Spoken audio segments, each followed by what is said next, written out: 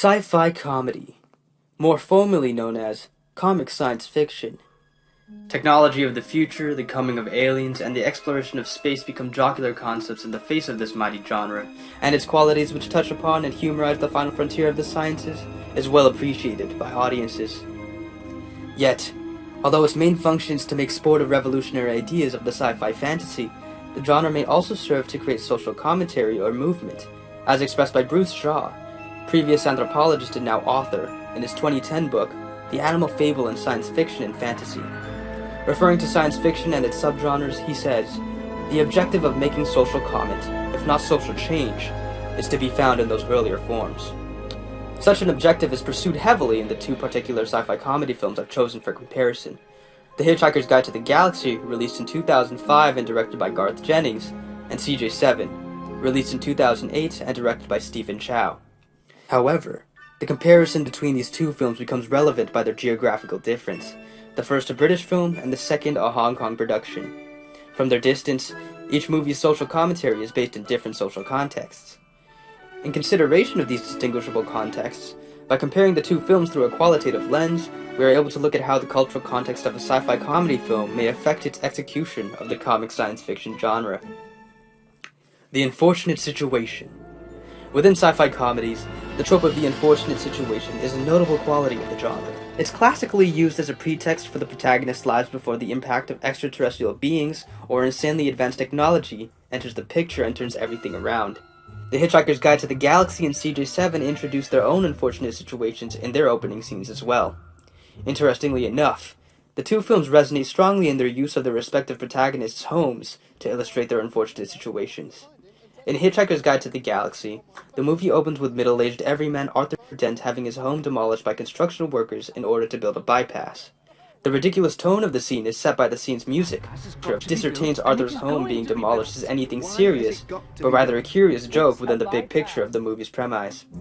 In CJ7, the first shot of our young protagonist Dickie Chow's home shows a clear view of his demolished state, a wide-angle shot tilting upwards to flamboyantly reveal the deconstructed appearance of the house. Such a shot immediately establishes a sense of destitution. Considering these similar scenarios presented, although the demolishable home is a spectacle seen in both movies, its imminence as a concept drives two different narratives. The house being demolished in The Hitchhiker is simply a result of bad luck and miscommunication, hence the jestful atmosphere created as Arthur and the construction workers squabble over the matter.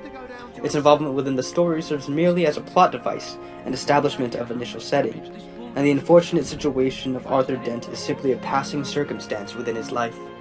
Arthur Dent's lifestyle otherwise is introduced with the assistance of the narrator's commentary, is painted to be a very normal middle-aged British man experience, even true to the social norm of living alone, an increasingly popular notion within the UK for the middle-aged population.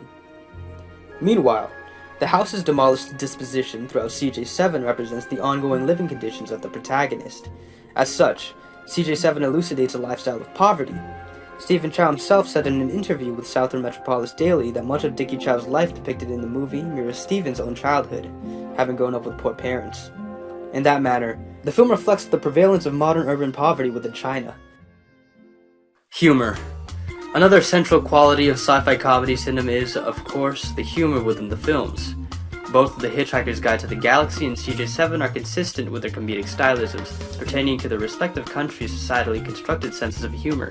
The Hitchhiker's Guide to the Galaxy epitomizes British humor perfectly. Such moments which showcase the movie's comedic form are found mostly in the witty and clever dialogue between characters. Almost every other line in the film is delivered in satire, with a sense of sarcasm at every turn at the expense of an individual. All these people are idiots. God. In addition, absurdity is also a comedic aspect well covered throughout the film, with Jennings unfailing to include peculiar scenes which have little effect within the story, but contribute to the overall ridiculous tone of the movie. For example, when the narrator takes a moment to divert from the main cast and looks into the thoughts of an inconsequential giant falling whale. Hello, ground. And moreover, The Hitchhiker's Guide to the Galaxy stays true to its British homeland. The social context of the British people's typicalities in their very distinct sense of humor lends to how Jennings executes comedy within the film. The sentiments of English writer and comedian Barry Took summate the cultural disparity between the British people and the rest of the world through their humor, as he notes the British tendency to laugh at others, to laugh at the sublime and the ridiculous, to laugh at disaster and at triumph, to be indifferent to the subject of the joke, but to seek and find humor in everything. On the other hand, CJ7 perfectly exemplifies mainstream Chinese humor. This is for the most part greatly the responsibility of the movie's director, Stephen Chow, who has acted as a great contributor to the development of Chinese comedy within Chinese cinema. The great difference between CJ7 and The Hitchhiker's Guide to the Galaxy is immediately seen in the dialogue-based humor. While Hitchhiker is well equipped with countless complex jokes and innuendos and sarcastic remarks, CJ7 takes the approach of depicting straightforwardly nonsensical interactions between characters to achieve its comedy. Another major difference is the movie's major use of physical humor. Examples of such instances being the displays of violence within the film, as Chow inserts flamboyant fight scenes and exaggerated physical exchanges between characters. These qualities of CJ7's humor are rooted from the Chinese comedic form called mo lei tao, a type of slapstick humor developed around the 20th century. Its prominence in Chinese culture is said to have been a result of the socio-political climate at the time of its genesis.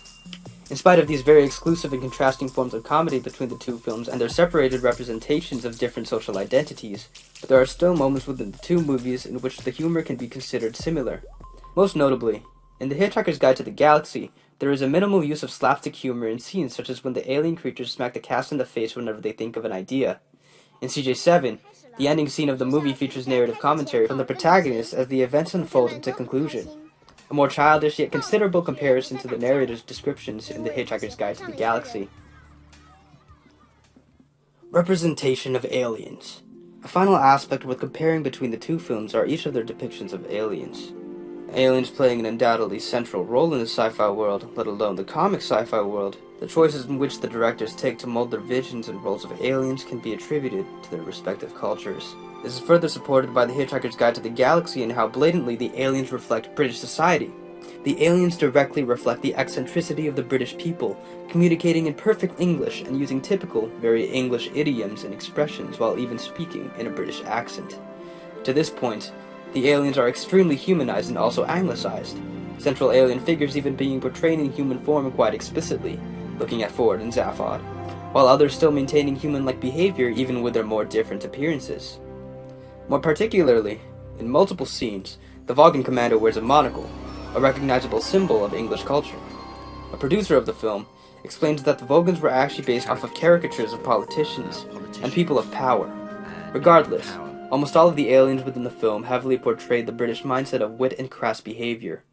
Though this does mainly serve to lend to the humor of the movie, as an end result, an image of modern British people can be seen within the aliens' portrayals. Looking at CJ7, the path Chow has taken with his representation of aliens diverges from the humanization or cultural assimilation of extraterrestrial life.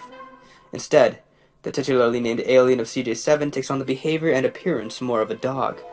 Throughout the film, the extraterrestrial creature imitates dog noises while interacting, and scenes where Dickie plays with CJ7 also greatly resemble the image of a dog playing with its owner.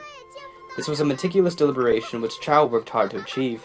The film's visual effects chief Eddie Wong, in an interview with American World Network, elaborated upon the creative process devising the alien, explaining, "Every single move we needed to design with Stephen together, and it took more than 6 months to create its soul." In this manner, Chow worked to create a role for the alien fitting that of a companion, the sidekick to the protagonist. From an interpretive standpoint, this concept of companionship becomes pertinent to China's lonely society.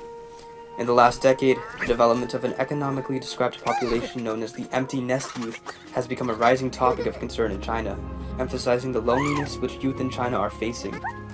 As Stephen Chow creates the role of the companion, domesticating the portrayal of the alien throughout CJ7, his careful efforts can be seen to address this oncoming societal alienation in China by provoking the supernatural fantasy of a single alien companion which accompanies and serves its partner.